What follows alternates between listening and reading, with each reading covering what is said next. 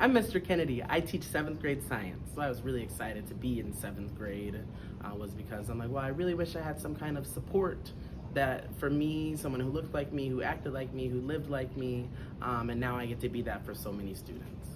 Circle in my classroom, this is a time where we are communicating our feelings, communicating how we feel, not just within our own classroom, but within the school, within the grade, and in our interactions with our peers. The best thing about this age, and really the hardest thing about this age, is they want to talk, they want to communicate, sometimes they don't know how.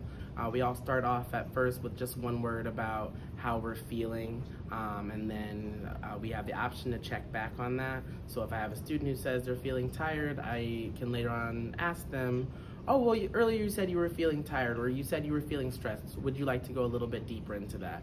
One thing that was really big for me at the beginning was not only focusing on the relationship, but really learning what my students were interested in, what they enjoyed, what they liked to do outside of the classroom, so that they felt that they had a little bit more of a connection. And so whenever I would learn these things about students, I would pair them with other students to help increase their level of comfortability just in the classroom. So I really wanted it to be a very natural progression, because at the very beginning it really was very one word. No one wanted to check back, no one wanted to shout anybody out for any appreciation, but the more that we've done it, the more comfortable everyone is being able to speak up. I do have some students who are willing to speak about that and tell me a little bit more about why they're stressed, and then we as a collaborative team are able to weigh in on that, offer them support, offer them love, or even just offer them an ear. And it's really created a space in our room where everyone is okay being a little bit vulnerable.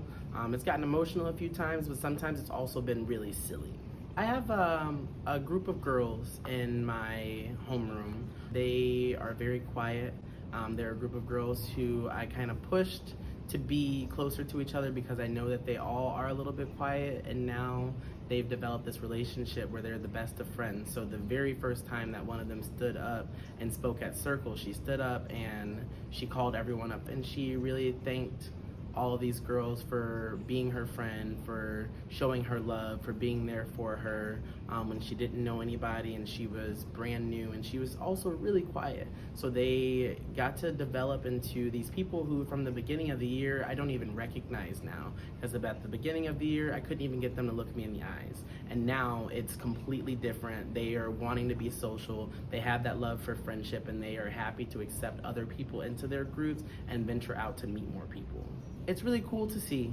It's not something I was expecting, especially at a middle school where we're asking the kids to be open and vulnerable with themselves.